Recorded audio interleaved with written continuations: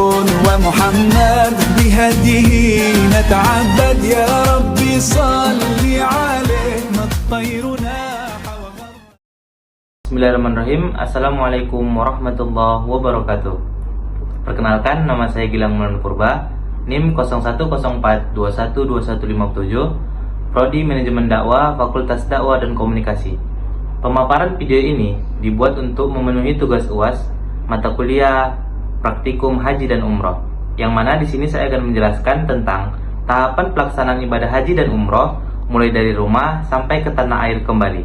Gelombang pertama. Labbaik Allahumma labbaik, labbaik la syarika laka labbaik, innal hamda wan ni'mata lak wal mulka la syarika. Yang kedua, selama perjalanan dari rumah hingga ke asrama haji. Sebelum berangkat dari rumah menuju asrama haji, setiap jamaah hendaknya melakukan hal-hal berikut. Yang pertama adalah mengikuti arahan yang tertulis dalam surat panggilan dari Kementerian Agama, kabupaten atau kota saat berangkat ke asrama haji. Kemudian yang kedua, memperbanyak zikir dan doa. Dan yang ketiga, membaca talbiyah untuk memantapkan diri berangkat haji tanpa disertai niat ihram, semata-mata sebagai zikir dan syiar. Kemudian yang keempat ada menjamak dan mengqashar sholat, karena selama dalam perjalanan sudah berlaku hukum sholat untuk musafir. Kemudian tahap yang ketiga, setibanya di asrama haji, setiap jamaah diwajibkan untuk yang pertama adalah mengikuti upacara penerimaan dan serah terima jemaah dari panitia kabupaten atau kota kepada PPIH. Kemudian yang kedua adalah mengikuti pemeriksaan kesehatan tahap akhir.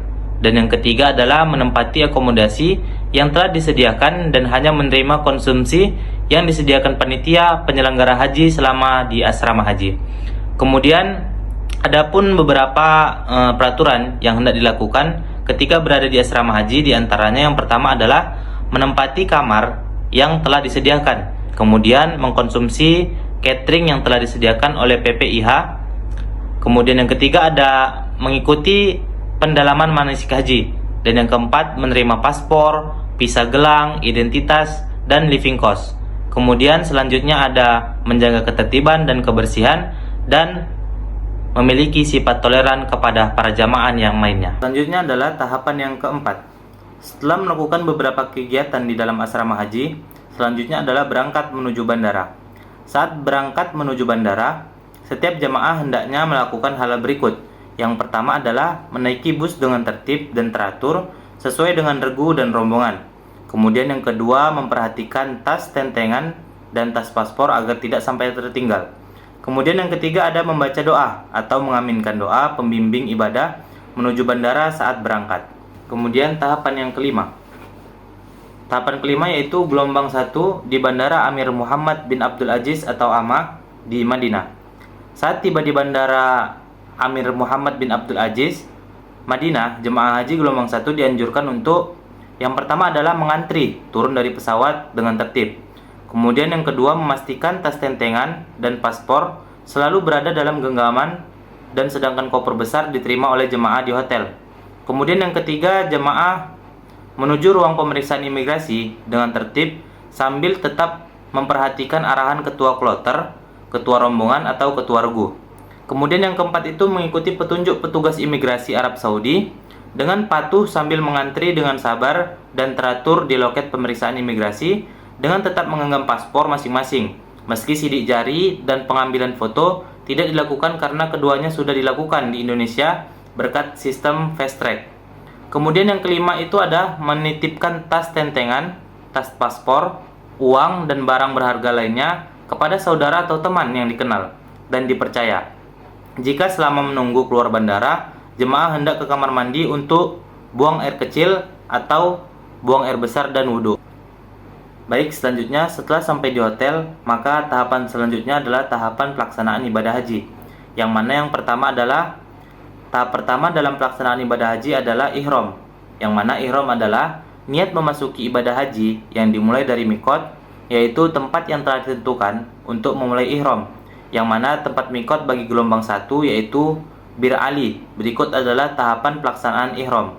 Yang pertama adalah hendaknya untuk mandi sunnah, kemudian wudhu sebelum berihram, kemudian memakai ihram, salat sunnah ihram 2 rakaat, kemudian mengucapkan niat haji, dan yang selanjutnya yang terakhir adalah menuju Arafah dengan membaca talbiyah. Kemudian tahapan haji yang kedua adalah wukuf. Wukuf di Arafah merupakan puncak dari ibadah haji dan dilakukan pada tanggal 9 Zulhijjah. Selama wukuf, jemaah dianjurkan untuk melakukan berbagai amalan, antara lain salat zuhur dan asar yang dikosor serta dijamak. Kemudian yang kedua mendengarkan khutbah wukuf, banyak berzikir, banyak berdoa, kemudian membaca Al-Quran.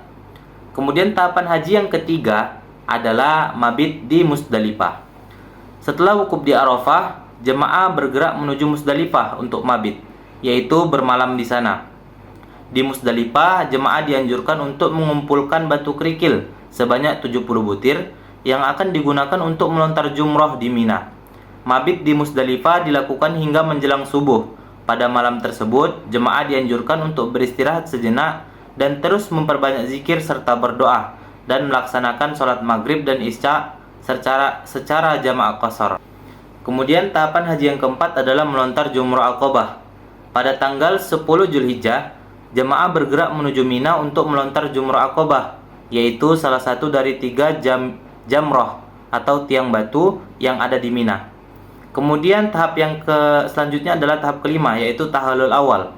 Setelah melontar jumrah, jemaah melakukan tahallul awal, yaitu mencukur rambut atau memotong sebagian rambut sebagai tanda berakhirnya larangan ihram. Kemudian tahapan selanjutnya adalah tawaf ifadah.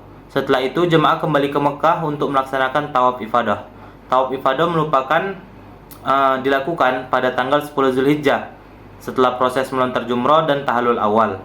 Kemudian tahap selanjutnya itu sa'i. Setelah melakukan tawaf ifadah, jamaah melakukan sa'i dengan berjalan antara Bukit Sofa dan Marwah, yang mana pelaksanaan sa'i dimulai dengan menghadap ke Ka'bah di Bukit Sofa dan mengucapkan niat. Kemudian tahap selanjutnya adalah tahallul kedua. Setelah kita menyelesaikan sa'i, tahapan berikutnya adalah tahallul kedua. Pada tahap ini, jemaah haji telah menyelesaikan 3 ritual utama, yaitu melontar jumrah Aqabah, tawaf ifadah, dan sa'i.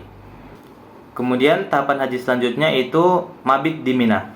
Setelah tahallul, jamaah kembali ke Mina untuk mabit atau bermalam selama beberapa hari. Selama mabit di Mina, jamaah melontar ke 3 jumrah, yaitu jumrah ula 7 kali, jumrah wusta 7 kali, dan jumrah Aqabah 7 kali. Setiap harinya dengan masing-masing 7 lemparan batu kerikil. Melontar jumrah ini dilakukan selama 3 hari berturut-turut.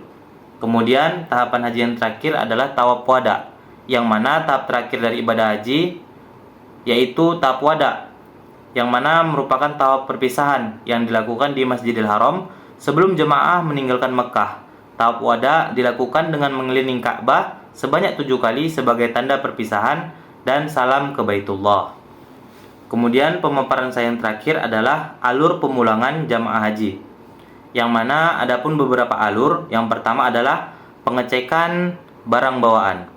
Setelah tawaf wada, jamaah kembali ke hotel masing-masing untuk memastikan barang bawaan telah disiapkan sesuai aturan. Dokumen perjalanan sebagai paspor, tiket, dan identitas jamaah diperiksa oleh petugas. Kemudian alur yang kedua adalah perjalanan ke Jeddah. Jamaah diberangkatkan ke Bandara King Abdul Aziz Jeddah menggunakan bus. Perjalanan dari Mekah ke Jeddah biasanya memakan waktu sekitar 1-2 jam.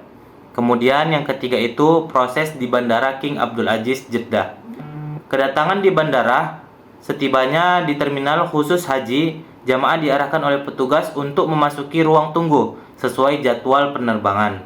Kemudian yang keempat ada proses check-in, yaitu jamaah menyerahkan bagasi untuk pemeriksaan petugas, memastikan dokumen seperti paspor, visa, tiket sesuai. Jamaah menerima boarding pass untuk penerbangan pulang. Kemudian yang kelima ada pemeriksaan imigrasi. Jamaah menjalani proses imigrasi untuk keluar dari Arab Saudi. Kemudian yang keenam adalah menunggu penerbangan, yaitu jamaah menunggu di ruangan tunggu yang telah disediakan sambil terus diingatkan untuk tetap bersama rombongan. Kemudian yang ketujuh ada penerbangan ke tanah air, yaitu pesawat berangkat. Dalam perjalanan, jamaah dianjurkan untuk memperbanyak doa, zikir, dan membaca Al-Quran. Kemudian alur yang terakhir adalah tiba di tanah air, yaitu proses kedatangan di bandara Indonesia. Jamaah tiba di bandara asal, contoh Bandara Soekarno-Hatta, Juanda, atau Sultan Hasanuddin. Kemudian proses kedatangan meliputi pemeriksaan imigrasi, pengambilan bagasi, pemeriksaan kesehatan oleh tim kesehatan haji, terutama jika ada laporan penyakit selama perjalanan. Mungkin hanya ini yang dapat saya sampaikan di video pemaparan saya tentang tahapan-tahapan haji dan umroh gelombang pertama. Kurang dan lebih saya mohon maaf. Akhirul kalam, wassalamualaikum warahmatullahi wabarakatuh.